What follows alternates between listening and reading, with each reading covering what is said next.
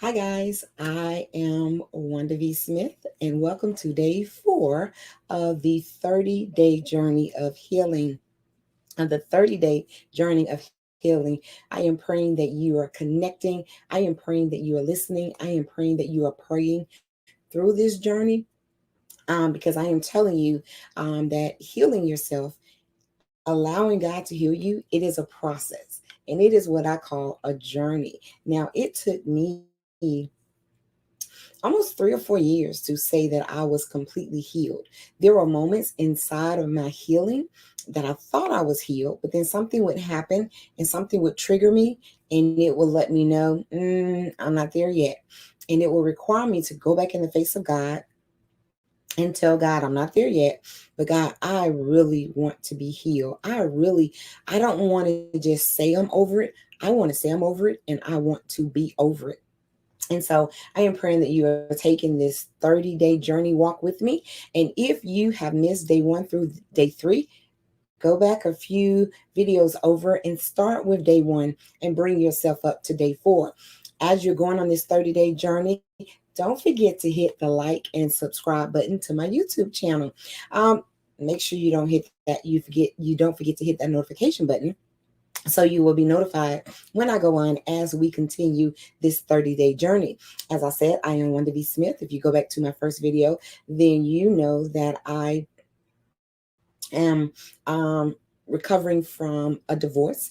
Took place maybe 8 to 10 years ago. And I'm telling you, it's a process to get from point A to point B to point B to point D, but it can be done. So, my story was married for 17 years in the church, married to a senior pastor, first lady of a church. And around year 15, it all came a tumbling down, came a tumbling down. And a lot of times, I think one of my healing blocks was pride and embarrassment. And we're going to talk about that through this 30-day journey. And one of the things I had to get over was being embarrassed that I felt like God let me down, being embarrassed, feeling like my spouse let me down, being embarrassed and feeling like people around me that kind of knew other things also let me down. But the one thing that I had to do on my healing journey is something I want you to do on day 4. I want you to stay focused. Can you tell yourself, say, self, we have got to stay focused. I am telling you, when you get off track and when you lose focus on this journey, it will take you back as if you went to day 1. It will take you back as if you never healed, as if you were never in a good place. You have got to tell yourself on this journey, you got to repeat this: stay focused. You've got to stay focused. What is my goal? My goal is to get healed. My goal is to be better and not bitter. My goal is to be happy. My goal is to heal so that I'm not bleeding on somebody else. I am telling you, hurt people. And listen, even being saved, sanctified, filled with the Holy Ghost, you have to acknowledge to yourself when you are hurting that words that you didn't even think would hurt somebody, they will be released, because the Bible even tells us, as your heart is feeling, your mouth will have that conversation. And so sometimes when you're hurting, you have no idea that you are bleeding on people. Your conversation will reflect it. And so your goal is to stay focused. Stay focused that your number one goal is not to please people. Your number one goal is not to look good in front of people. And that was one thing that I had to deal with. I don't want people to think I'm depressed. I don't want people to think I'm sad about this. I don't want people to think. But what I didn't want people to think is literally the very things that I was dealing with. I was hurt. I was depressed. I was in a dark place, but I didn't want people to think that. And so I was losing focus because I was putting more energy on looking good in front of the public than I was just dealing with what I was going through in that moment. And so I had to regroup and I had to get back focused and focus on me. And that's why the Bible tells us in Philippians 4:13, I can do everything through Christ who gives me strength. So I had to put my focus back on Christ, and I had to open my ear up back to Christ. I had to hush my thoughts and I had to hush what I thought should be going on, what what I thought I should be doing. I had to hush all of that because I didn't have the strength to draw on. My strength is what the Bible says. I can do all things through Christ. My strength was being drawn by Christ. And so I had to be guided by Christ and led by Christ. So now I had to put my focus and open my ear up back to Christ. So I remember on one occasion, my daughter loved basketball. She was on the basketball team of the school that she went to, and she was on the varsity team. There was always games back to back. Well, prior to my divorce, he was always busy. He was always doing things, and so we rarely went to the games together. I would normally get there first, and when a slot would open up, he would come and meet me. But we would always find each other and sit with each other, so on and so forth. And so, in the beginning of this transition, I'm still trying to, make sure the presentation is good. Have you ever in your recovery season tried to make things look like they were still okay? Or try to give this presentation that, oh, we good, we fine. And you may be, but you're not healed yet to give that presentation. You know what I mean?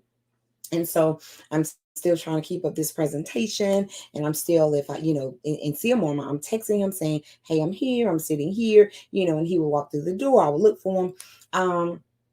But I tell you, when I got back focused and I realized that I was not going anywhere, I was not being healed.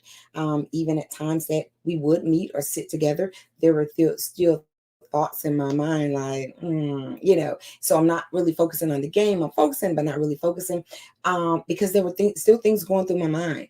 But because, hey, you got to show the world that everything is good, I put all that to the side.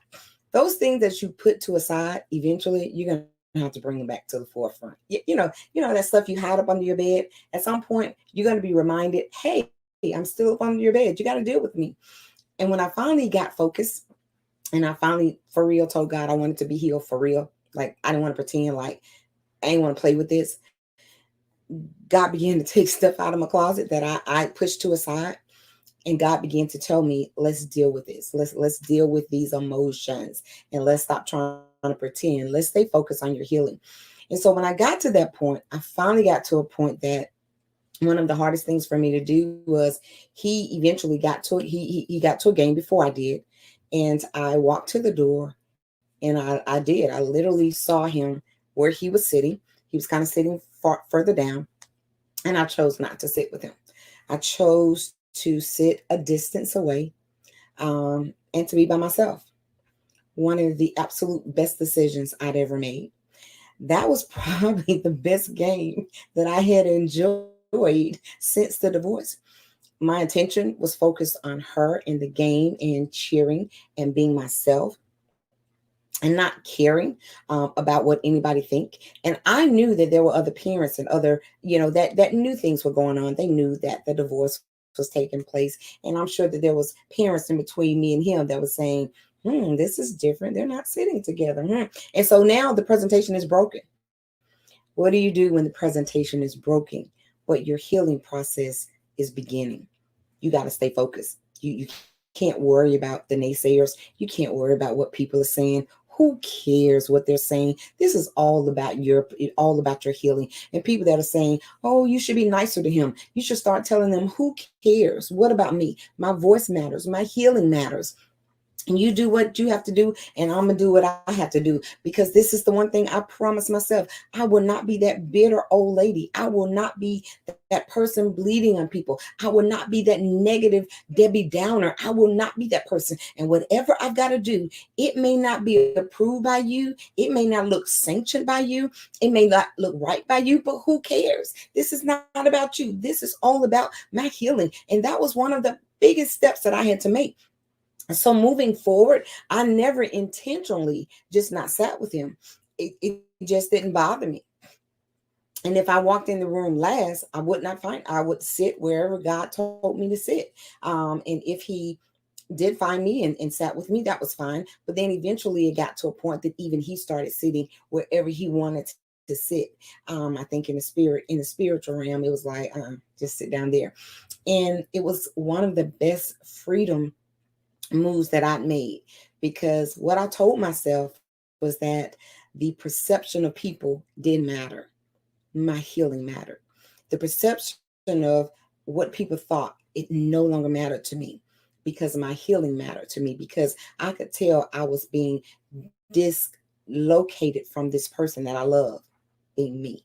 I could tell that I was no longer being me, that joy, that fire, that life that was in me. It was literally, that fire was literally being put out every time I tried to give a perception of what wasn't happening. My biggest thing was always, I don't want people to think that God is not in this, or that God was like, I don't need you to impress people for me. I let my own son die. You think I care about what people perceive? There's somebody saying, God, I can't believe you let Jesus die. And I'm saying there was a purpose to everything. And God began to minister to me and tell me there's a purpose to your pain. There's a purpose to everything I allowed you to go through, which means you have intentionally got to make sure you go through a healing process. My purpose for whatever I allow, you got to know that there's a purpose to your pain. Can somebody scream, there's a purpose to my pain? Can somebody scream, there's a purpose to my pain? I am telling you, everything that you're going through, there's a purpose to your pain, but there's a responsibility to your healing. Even in Jesus' death, he had a responsibility to live again. Y'all gonna make me scream. Even in Jesus' death, he had a responsibility. Listen, God didn't go down. Listen, Jesus had to do that by himself. God allowed Jesus to be crucified.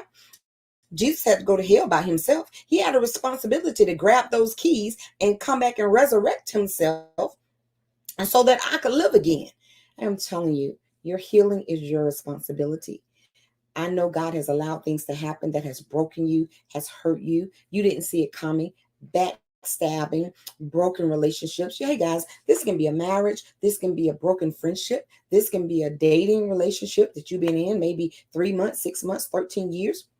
And now you're having to heal. And it could have been their fault. Yet it does not matter. Does not matter how you got here. The thing of it is you're here. So can I put that in your spirit? Does not matter how you got here. Yeah, but they hurt me. Don't care. Yeah, but they broke me. Whatever. Yeah, but they mishandled me. Okay. Yeah, but I was the best thing that ever happened to them. Okay. Does not matter. Does not matter how you got here. What matters is that you have a responsibility not to stay here. It is your responsibility to get out of hell. It is your responsibility to snatch the keys of life and let God resurrect you. It is your responsibility to line yourself back up where you need to be so God can heal you. Jesus had to be at a certain place at a certain time, and he had to have done a certain thing for God resurrection power. You have got to be responsible for your own healing. It didn't matter if he hurt me. It didn't matter if he broke me. It didn't matter if he misused me. At the end of the day, I was hurt. But it was my responsibility, and whatever it took. And the perception of people cannot be a factor. You got to stay focused on your healing, your resurrection power, and your ability to get back up again. How do I know I have that ability? Because the Bible tells me in Philippians 4:13, somebody say I can do everything through Christ. I can get back up. I can get my joy back. I can live again. I can jump again. I can scream again. I can smile again. I can go back to school. I can live my best life. I know it does not look like it right now, but I am trying to tell you, on your journey to healing, if you stay focused on the fact that I am trying to get better, your latter days can be so much better than your former days. I promise you they can. But God is not going to take a broken person to a new destination. When somebody gets a new house and they're like, what should I do with this old furniture? I'm like, sell it. Don't take that old stuff into a new house, into a new situation. Sell it. Use the money that you just got to buy some new furniture. This is your season for newness. This is your season for healing. But as always, I want to remind you, it is your responsibility to get healed. And sometimes on that journey, what you have to do is not going to be applauded by the outside, but they don't know that you're drowning in the inside. Who cares? I don't think you should do it this way. Who cares? I don't think that's the good way to do it. Be nicer. Who cares what you think? I'm trying to get there. I'm on my healing journey, but I've got to stay focused on me. And so I've got to do what works for me. I've got to do what works best to get me out of this funk, out of this negative conversation, out of this dark space, out of this crazy zone, whatever I've got to do to get there. I'm now putting my focus on me. And I am telling you, when you focus on you, you will start reminding yourself that there's nothing you cannot do. There's nothing you can't be. There's no steps that you cannot obtain if you stay focused on what is the primary objective. It is for you to be healed. So I want to declare to you in day 4, write in your journal, I will remain focused, and I declare that I can do all things through Christ who gives me strength. Didn't say he may, didn't say he might. It says through Christ who gives me strength. Remember that your healing is your responsibility. I am Wanda B. Smith, and I declare that I am healed, and you can be also. See you tomorrow on day 4.